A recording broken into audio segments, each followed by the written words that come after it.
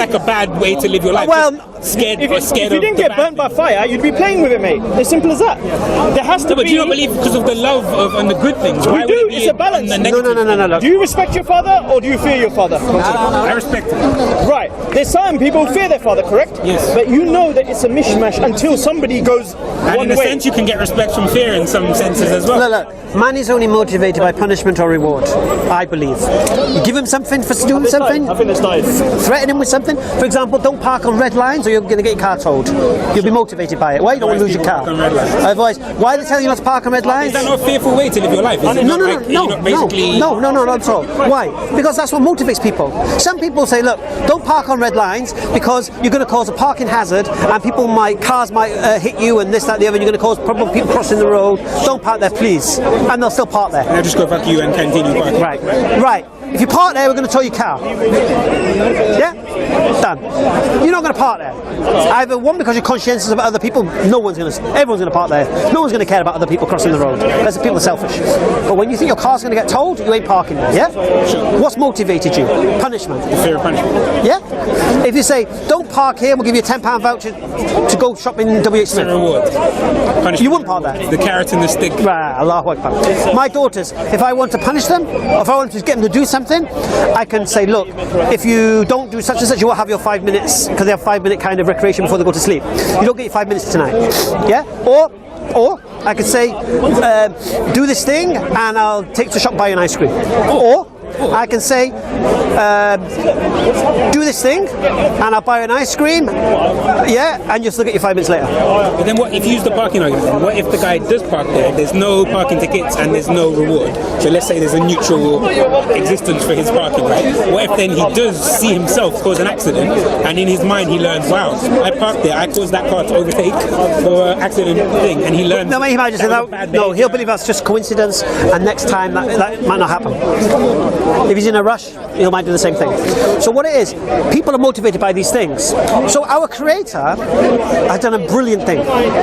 He gave us the greatest punishment to avoid and the greatest reward. How would you convince me? To attain. I wobble between atheism and agnosticism, and I do believe... I don't think you're an atheist. No, I do believe there is some sort of energy, and I don't know whether you could call it creative, but I don't see how humans could ever say that they know that will.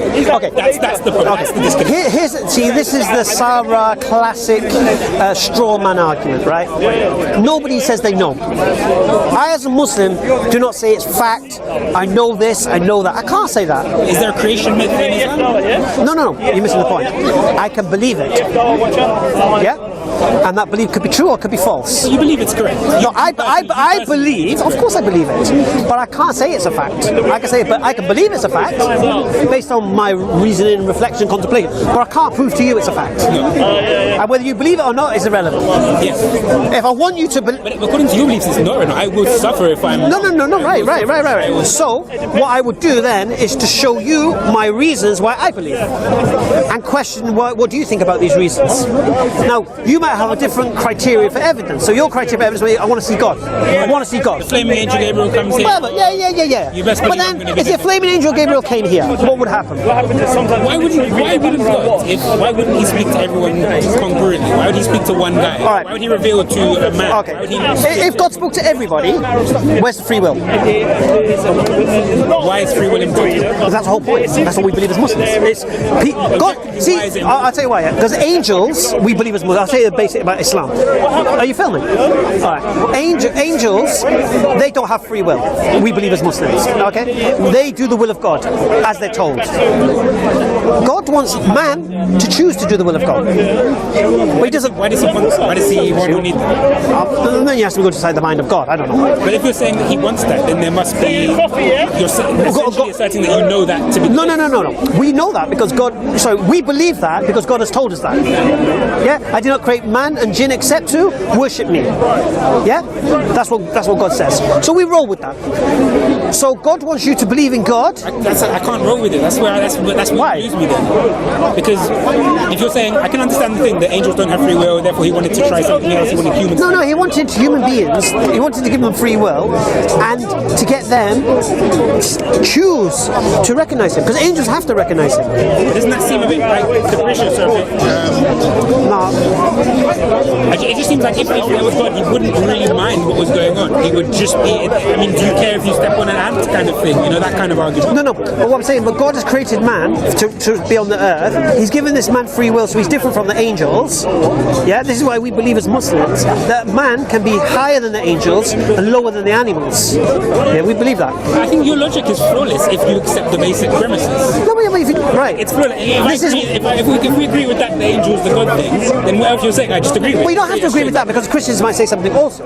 But what I'm saying is, this is why I always say to atheists, we have to get past the creator side first. It's hard to. How can you get? But the only way we can get past it is if I accept it for the person's discussion. In my mind, I don't actually accept it. Only for the purposes of the discussion now, I can accept it. No, you have to see why you reject it. Why you reject the notion? Why you reject the notion that of an uncaused cause of the universe? The extraordinary claims requiring extraordinary evidence.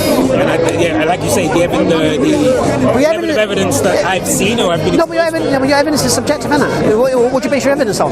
What's your criteria for evidence? Evidence should be objective by nature. Evidence is No, it's not. It's not. What's your evidence? What's your proof you want? I'm not trying to win though. Like, you can't ask for evidence and don't know what you're working for. How are you going to recognise it? No, but then what you're claiming is that your belief is correct, and I need to disprove it. No. What I'm saying to you is, I believe that this universe didn't cause itself. I don't believe that life can appear from nowhere. I don't believe that everything that exists in this world today came from a single source. Yeah, I don't believe that. There's too much in creation for me for this to be a random accident. I don't believe this universe is accidental. This world is accidental. I don't believe this stuff. You believe it is. I can't fathom it, man. I don't really believe in that. I can't fathom it. I believe in the time and the distances we're talking about are so large that you and me cannot comprehend. No, but that's what I do. So I can't fathom. When I look around me, I know that causes require a cause, so effects require a cause. I know that from everything. There's nothing exists I know of that exists without a cause. So therefore, if the universe came into existence, which I believe it did, then it required a cause. Now, this cause that caused it to come into existence, had to be uncaused. Otherwise, it requires a cause. Yes, then it gets recursive. But then you can't have infinite regression, because then you never have the effect. You can, and then it kind of disproves the whole argument. No, you can't, because the problem with infinite regression, you'll never get the effect.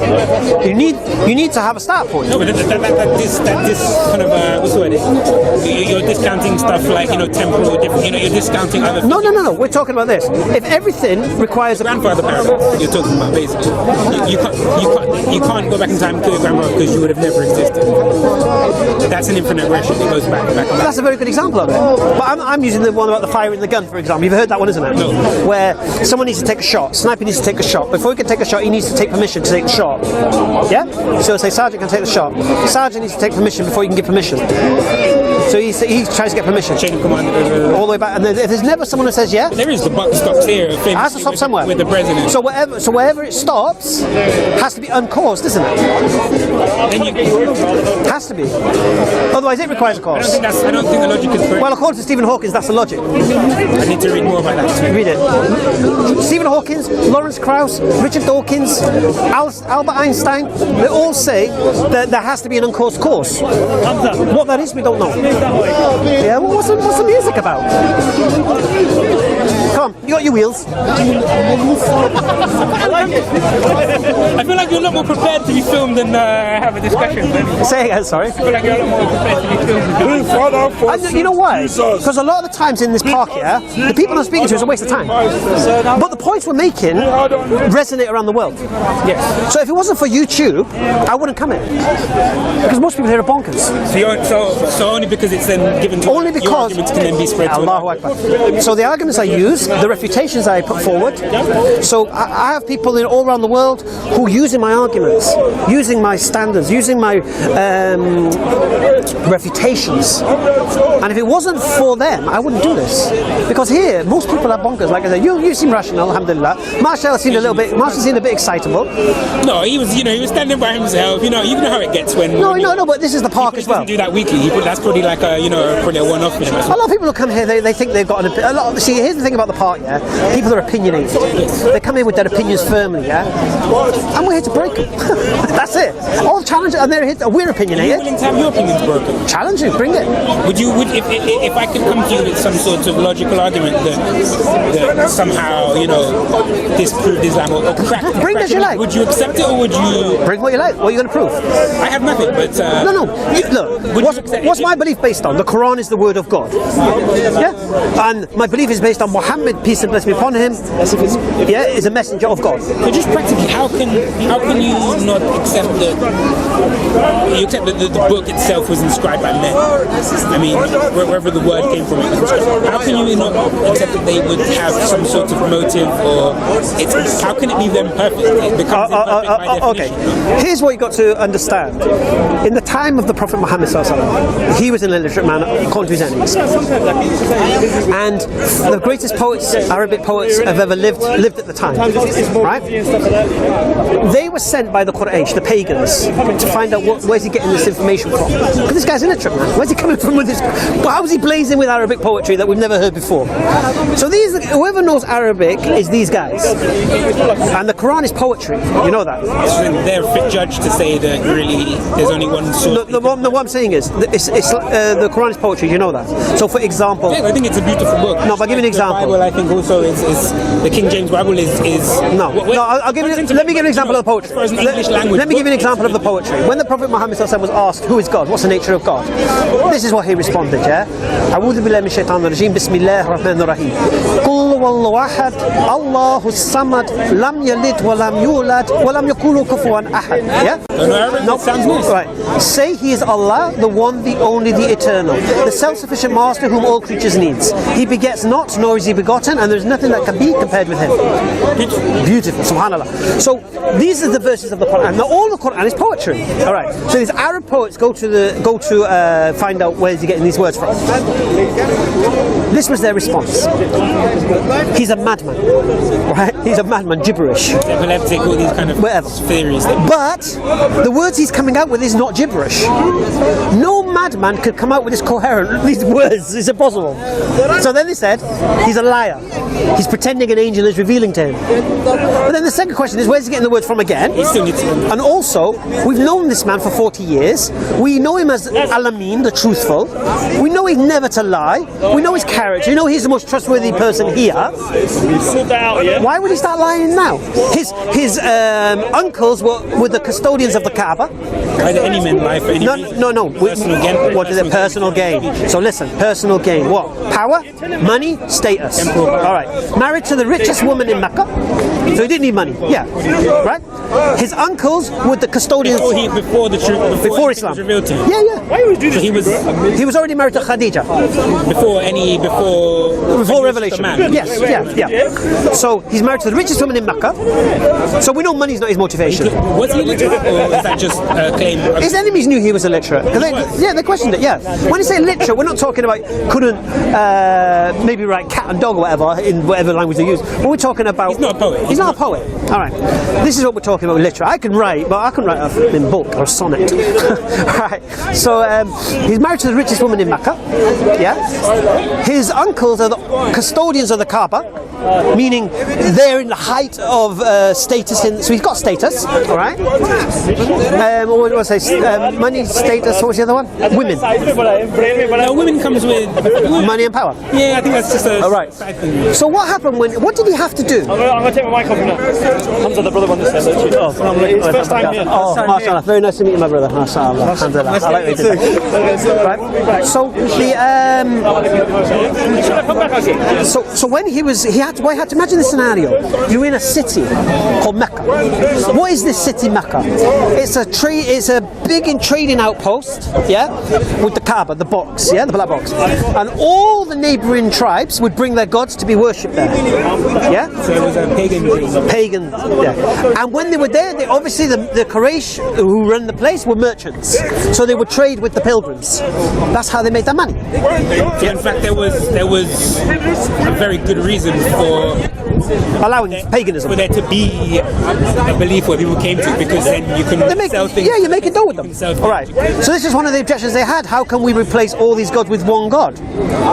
Yeah, and we're going to lose so much money. Now, just to change subject a little bit, if you would see how much money they make in Hajj, I'm sure, my friend. I'm sure. Yeah, a lot more people go there now. Believe me. Anyway, but this is one of their qualms. So basically, this is the city you're in. So now you're married to the richest woman in Mecca. Your uncles are leaders of the Quraysh, so you have status, you have the power. Yeah. How else can you enshrine that power? So you've got a little bit of power. How do you multiply that? No, but there was. What's the best way in your mind that you can conceive to multiply that power if you were in? Okay. Well, what you wouldn't do is come down to the city and tell everybody they're wrong what they're doing, right? And start. Unless you can get everyone to follow your. Well, no, because you're going against the people who make their living out of pagan idolatry. So they were persecuted. They were exiled. They were forced into the desert. They had effectively, you know what was done to the Jews in Nazi Germany? This was done to the Muslims in Mecca. You can't trade with them. You can't sell them bread. You can't do this. You can't do that. Your daughters can't marry them. The Muslims were completely isolated. For a lie? Come on, man. This is a guy who had money, power, whatever. Before this point, he. At this point, Muslims were like a small group. Right? Yeah, small group. Yeah, in Mecca. Started off, his immediate followers. People, freed slaves, different people. The poor listened to him, basically. Okay. Abu Bakr, one of his best friends, one of a rich guy as well there. Right. So anyway, so before that, his uncle said to his maternal uncle, Uncle Abu Talib, he says, go to your nephew, tell him we'll give him whatever he wants. Tell him he can marry whom he likes, we'll give him a mountain of gold, we'll give him status in the city, yeah? But tell him to stop calling the people to this new religion. Yeah? So imagine the scenario now. They basically tried to bribe him. So when his uncle went to him and said to him, please stop doing this. They're going to give you this, they're going to do this, but please stop doing this. Fucking house, do you know what he said? Were they to put the moon in my left hand and the sun in my right, I would never give up this call. Yeah? So after that, you can say he firmly believed it. So exactly. So now the question is this, which can arise now. He's receiving something. So let me go back to the Arab poets now. Sorry, I got carried away there. So we know he's not a liar, and we know he's not mad. What was their final conclusion? It's magic. It's sorcery. What? You're Arab poets. You know Arab poetry, and the only way you can describe this Quran is supernatural. I don't want to be disrespectful, but I don't feel like we have established that he wasn't. I mean, I do not doubt he believed entirely what he says, but the fact that was the word of God, that I haven't. No, you're missing the point. If it's supernatural, if it's not natural, if it's not of this world, first of all, he's not mad, and we know he's not lying. How do we know he's not mad? Well, he's not mad because the words that are coming are not mad, not from a madman. But how do we know he's not mad? A mad person can still say something coherent from time. Not like the Quran. I mean, it's unlikely. It's very unlikely, but it's possible, no? No, impossible. Impossible. Completely. For the knowledge contained in the Quran, it's got history, it's got prophets, it's got this, it's got all so much going on in it. Yeah. No madman. Was the entirety of the Quran written? 23 years. Was it not? Was it written? Or, I mean, was it ever contributed to, or is it just his word? His word. 23 years. There was no further writers. No, nothing else. No, because we would have more than one Quran. We'd have a different Quran. But it could be like we have a Quran today, which is a conglomerate of. No. Corruption. But see, what you're saying is, could people have added to it? Yeah. Or could it, in fact, just not be what it says? Could it just be a great book with a good message? Written by author by whom? Whoever. Right. So the Arab poets said it's supernatural. Now I'm not an expert in Arabic. They are. They're poets. They're looking at this book, these words, and they're saying this is sorcery. They're an expert on language, but it doesn't mean they have any kind of authority to say this is supernatural, for instance. Well, an expert on this is beautiful language, this is correct Arabic. The way here's how it works. You see, if you look at the history of all the prophets brought miracles that went against the people of the time. Jesus, Moses, Abraham, all of the prophets. So, for example, Moses' miracles was illusion, because this is what was at the time of Pharaoh. So all of his things defied the realms of illusion, and the first people to follow Moses were the magicians.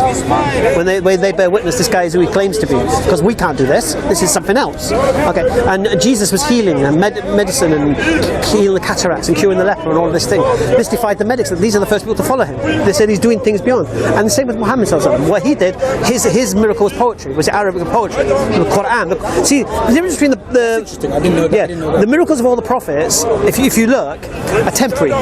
Moses' miracle, parting the sea, the 10 plagues of Egypt, all of this business. So why do we live in a time? No, where listen. miracles don't exist? This is what I'm saying. They do exist. This is the point.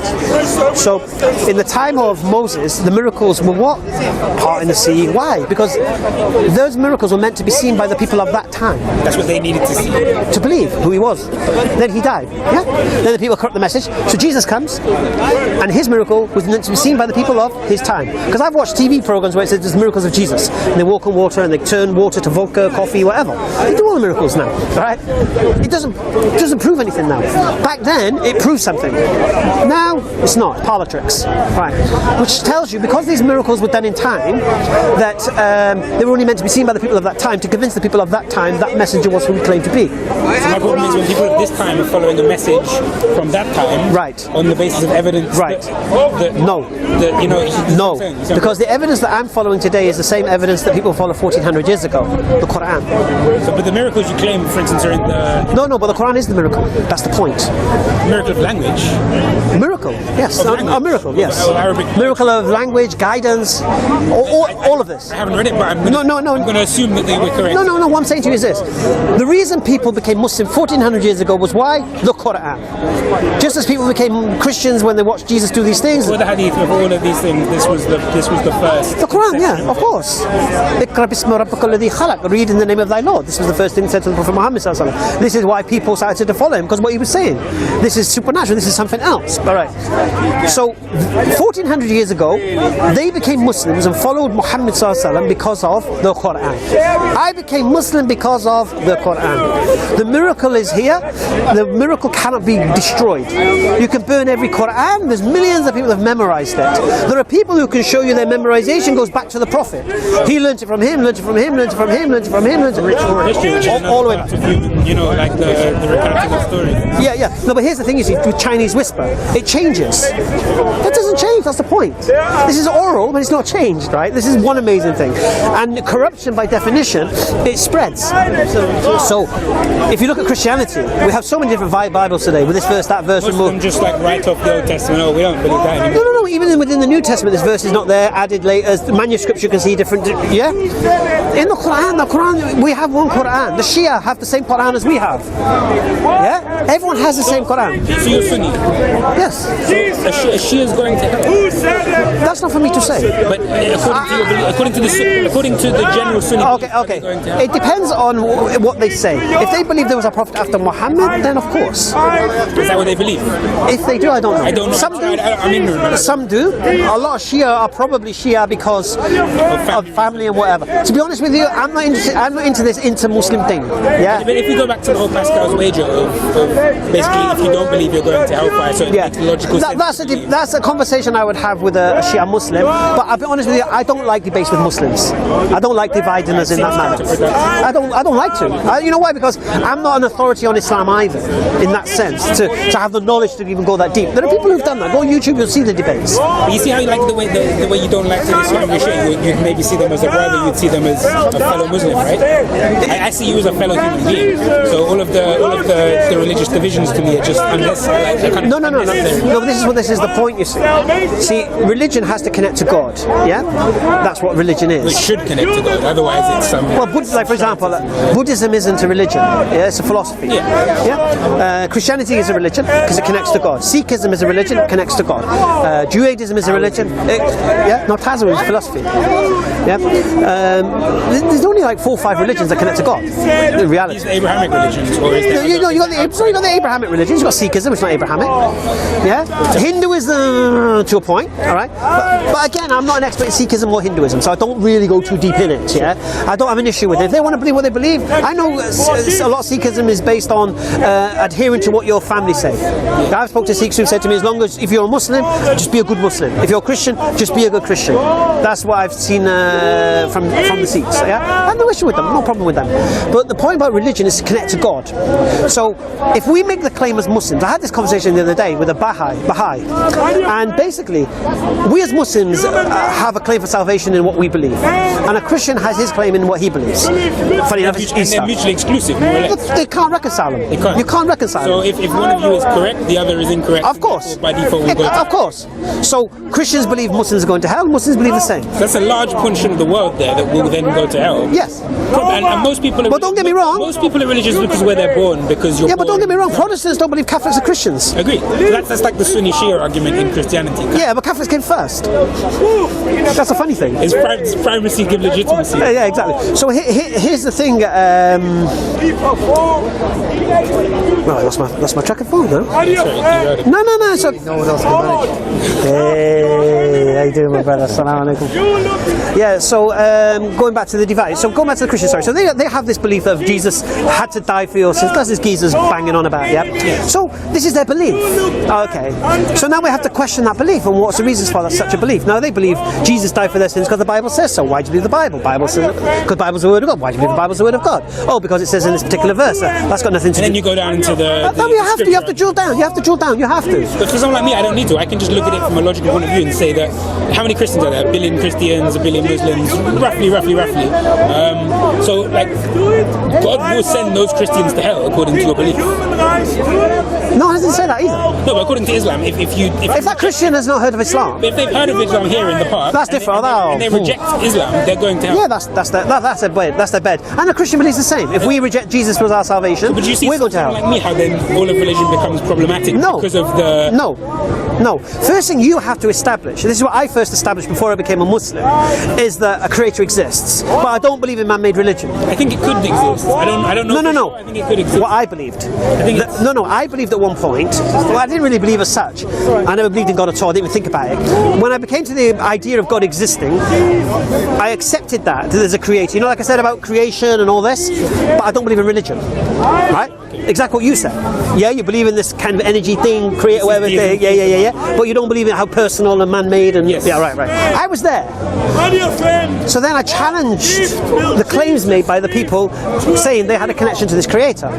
Because first of all, I believe this creator that created everything, this is my just personal belief, needed to be infinite, needed an uncaused, and it can't be caused. Remember we said about the infinite regression? That's what I believed. Okay. I believed it had to be conscious, because if it wasn't conscious, then its effect would be with its existence, which would make if the universe is its effect, the universe would be eternal also, as well as this creator. Yeah? But because the universe isn't eternal, according to majority of the scientific minds, and it did have a beginning. I think that's just a theory. The science's theory anyway. People don't realise this. It's kind of a belief. It's just belief. It is a belief. Because you can't prove nothing. You can't prove nothing, it's a belief. Can't prove Darwinian evolution, it's a belief. The only reason I choose science over religion, for instance, or belief in it, is because it can change, like the guy was arguing. It's not based on science or religion. What's the third? Yeah, exactly. What's the third or fourth? Yeah, then you're comparing apples and oranges, same domain of understanding. Well, how so? I mean, how is that a false dichotomy? If it's a false dichotomy, that implies there's other options from the one or two. Comparing two things which are not supposed to pretend. That's not what a false dichotomy is giving. A false dichotomy is giving two options when there is a third or fourth or other option. That's the definition of a false dichotomy. So what's it when you have two options and you're not comparing them correctly? It's comparing apples with oranges. Yeah. See, as Muslims, So it's that. Basically. see, I believe personally, as a Muslim, I'm more scientific than most atheists. To be honest with you, I do. I really do. See, science is not. Here's the thing. Here's what you got to understand: the history of science. All right, or the history of Europe, should I say? Europe was under the yoke of the church, Galileo, and all this business, right? Yeah. So everything was God wills it, this, that. No scientific learning, no knowledge. It was under the fist of religion. Which is kind of what I hear from all religions. No. Listen, just listen. So science couldn't move with religion in charge. much. So once science got out from under the fist of religion, it never wanted to go back, right? Now the problem you had there was Christianity was the bastion of religion at that point. Yes. So, and of course you compare scientific understanding with Christianity, it collapses, right? But there's a new bastion of religion today, which is Islam. And Islam is scientifically compatible. Because there's no teaching in Islam that science can refute. Nothing. So basically, in Islam, there is no equivalent creation myth like Adam and Eve in the garden. There's nothing. No. There's no I can believe in the creation idea. Yeah, you can't refute. I don't know what the Islamic creation. Same thing. God created Adam and Eve. Yeah. So how can they then reconcile that with? And now most Muslims I speak to then say that basically everything after the Big Bang is basically just Allah's creating. How does that reconcile with what's then I presume written in the Quran in regards to a creation myth? How do you reconcile that? What do you mean? So I don't. I didn't mention. No, wait. I didn't say about Big Bang. Whatever. No, but just for me, because that's what I'm sorry, but that's what I'm interested in. I'm not really interested in diving. No. But what I'm saying to you is this: I can believe that. What did I say to you? I said to you, there's nothing that I believe as a Muslim that science can refute with empirical, observable, testable evidence. Nothing. Yeah. So I'm not going against science. But then, just for instance, like, what is the Islamic belief? What's the Islamic creation belief? We believe Allah created the earth. In the earth by itself or the universe as a whole? I mean, what's written? In the Quran. This is the problem. You have to believe what's written, right? You can't just cherry pick. You have to. I do believe what's written. So what, I mean, I don't know what is written. I'm What gonna ask you you. can't say Allah created the world, the universe, or the earth. So we speak specifically about the earth, isn't it? In the Quran, when Allah speaks about the creation, he speaks about the earth, isn't it? We make a custodian for the earth. I need to research this. I'll go off and read. No, it's good to do that. But my point here is this, and I'll repeat it again. There's nothing in the teaching that I believe as a Muslim that science can refute. That means that Islam is not against science. Yeah? Science is a method of understanding, isn't it? Yeah, it's empirical, testing and all this. Yeah. We have the same. We have in the Quran. There's Muslim scientists. There's religious. No. In the Quran we have falsification tests, isn't it? That challenges you. You know what falsification test is, isn't it? Where it says to you, if you want to prove this wrong, go and do this. Yeah, but if you're going to make a claim, it's not for someone else to prove it wrong. It's for you to tell prove that correct. to Albert Einstein. That's what he did. Yeah, but he's proved his theory is correct. No. He brought his theory, and he said to disprove it, you need to do this, this, and this. That's how it works in science. Yeah, but he's postulated a theory. Is that not how it works? He's given evidence. Well, I'm a scientist expert here. Yeah, you are.